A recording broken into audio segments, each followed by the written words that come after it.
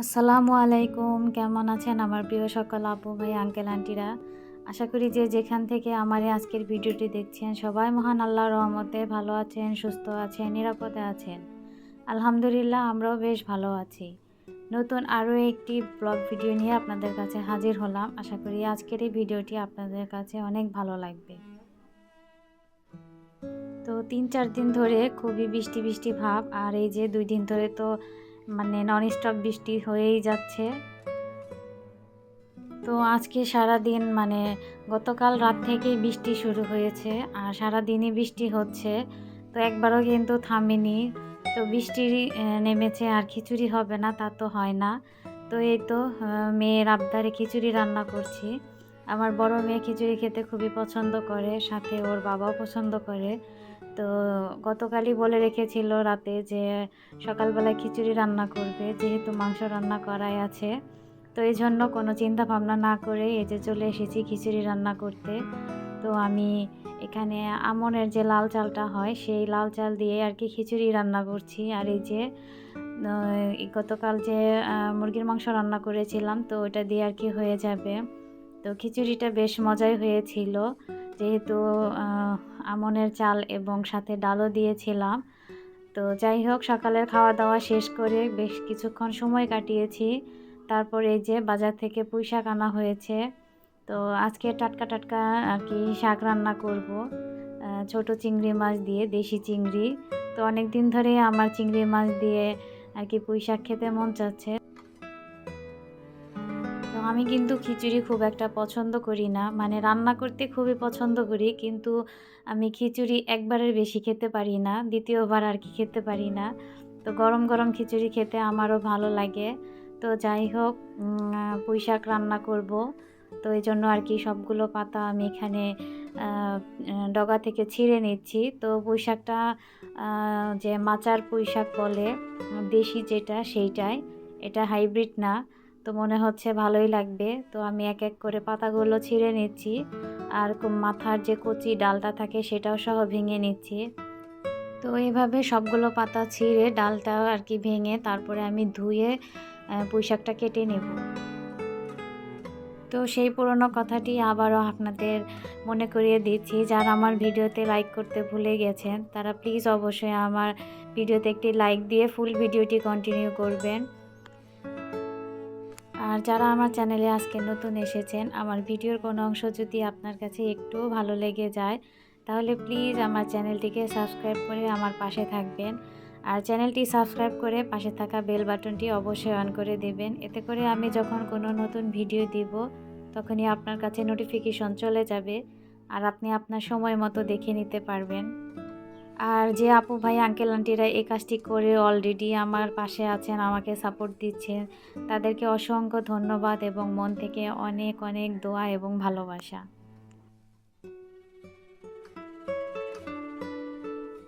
তো এই তো আমার কিন্তু সবগুলো পুঁইশাকের পাতা নেওয়া হয়ে গেছে। তো এই যে দেখেন, মাঝে মাঝে আপনাদেরকে বাহিরের ভিউটাও দেখায়, কি পরিমাণে বৃষ্টি হচ্ছে। তো আমার গাছগুলো তো একদম ভিজে, মানে কি বলবো, গোসল করে গেছে। তো যাই হোক, গাছগুলো ভিজুক, সমস্যা নেই। বৃষ্টির পানিতেও তো অনেক ভিটামিন থাকে, ওদেরও তো এগুলো দরকার আছে।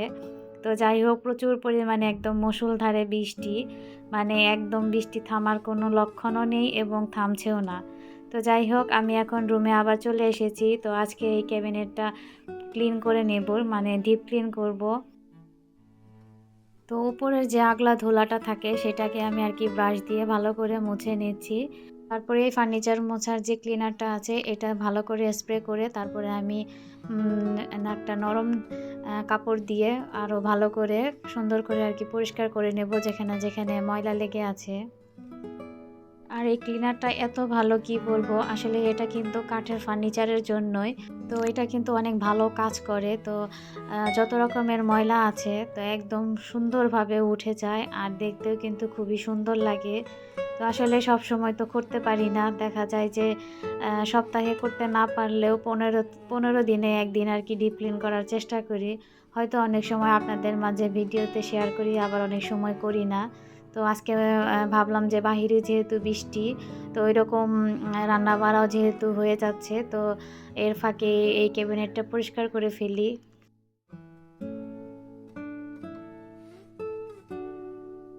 আর এখন যেহেতু বাচ্চাদের স্কুল খোলা, তো আসলে ইচ্ছা করলেও কিন্তু এই কাজগুলো যেদিন স্কুল খোলা থাকে সেদিন কিন্তু করা যায় না।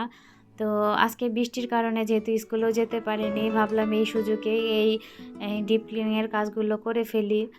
সপ্তাহে শুক্র শনিবারও আমি ওইরকম সময় পাই না, কারণ যেহেতু আমার মেয়ের কোচিং থাকে, তো ওই শুক্র শনিবারেও কিন্তু আমাকে বাহিরে যেতে হয়। তো এইজন্য আর কি যে এর মাঝে যে বন্ধগুলো আমি পাই কিংবা হঠাৎ করে স্কুলে যদি না যাওয়া হয়, তো সেই দিন আর কি ডিপ ক্লিনিং এর কাজগুলো করে ফেলি।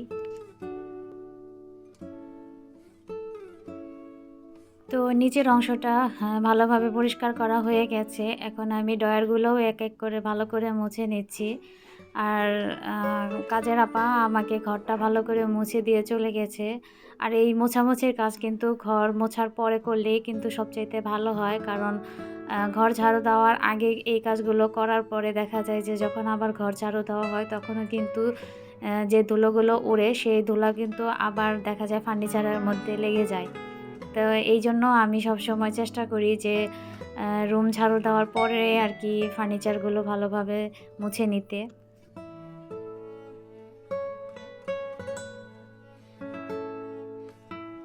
তো কয়েকদিন আগে আমি ভিতরে ভালো করে মুছে তারপরে ভালো করে জিনিসপত্রগুলো গুছিয়ে নিয়েছি। তো এজন্য আজকে আর ভিতরের কোনো কিছু বের করে মুছবো না। তো বাহিরের অংশটা মোছা হয়নি। তো আজকে বাহিরের অংশটাই ভালো করে মুছে এই তো আমি সুন্দর করে পরিষ্কার করে ফেলেছি। তো এই যে দেখুন, আপনারাই দেখুন এখন কেমন লাগছে। আর এই যে আবারও বাহিরে চলে আসলাম। তো বৃষ্টি তো হয়েই যাচ্ছে, হয়েই যাচ্ছে। আবার ভালোও লাগছে, যেহেতু ওয়েদারটাও একটু ঠান্ডা ঠান্ডা। প্রচণ্ড গরমের পরেও আল্লাহ তাআলা আবার বৃষ্টির মাধ্যমে কিন্তু আমাদের পরিবেশটা একদম ঠান্ডা করে দিয়েছে। তো এই তো চলে এসেছি রান্নাঘরে। তো আমি কিন্তু এই যে শাকগুলো ধোয়ার পরে ঝরাতে দিয়েছিলাম। তারপরে কিন্তু আমি ভালো করে ছোট ছোট করে কেটে নিয়েছি। আর এই যে এখন চিংড়ি মাছটা পেঁয়াজের সাথে ভালো করে কষিয়ে নিচ্ছি। তো আমি একটু ঝোল ঝোল করে রান্না করব, একদম বেশি ঝোলও রাখবো না। তো গ্যাস যেহেতু এখনও আসেনি, তো আমাকে ইলেকট্রিক চুলায় আর কি রান্না করতে হচ্ছে, কারণ মেয়েদের ক্ষুধা লেগেছে, তো খাবারের আয়োজন করতে হবে। তো লাইনের গ্যাসের অপেক্ষায় থাকলে তো আর আমার হবে না। তো যাই হোক, এই তো হাতে ধরে ক্যামেরাটা অন করে আসলে কাজ করা যায় না। তো এই তো স্ট্যান্ডে বাঁধিয়ে নিলাম। তারপরে এই তো আমার কিন্তু ছোট মাছগুলো একদম কষানো হয়ে গেছে, চিংড়ি মাছগুলো। তো এখন আমি পুঁইশাক দিয়ে দিব। তো আমি প্রথম পর্যায়ে দিয়ে একটু ভালো করে নেড়ে চেড়ে নিব, কারণ সবগুলো পুঁইশাক যদি আমি একসাথে দিয়ে দিই তাহলে কিন্তু নাড়তে পারবো না, পড়ে যাবে। তো এই জন্য আমি অল্প অল্প করে দিয়ে মশলার সাথে মিশিয়ে নিচ্ছি। এতে করে কিন্তু আমার নাড়তেও সুবিধা হবে এবং পড়ে যাওয়ারও ভয়টা থাকবে না।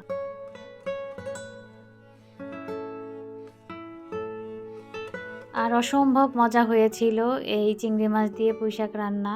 তো আমার কাছে খুবই ভালো লাগে। তো কোন কোন আপুর এরকম ভালো লাগে চাইলে আপনারা কমেন্টের মাধ্যমে আমাকে জানাতে পারেন।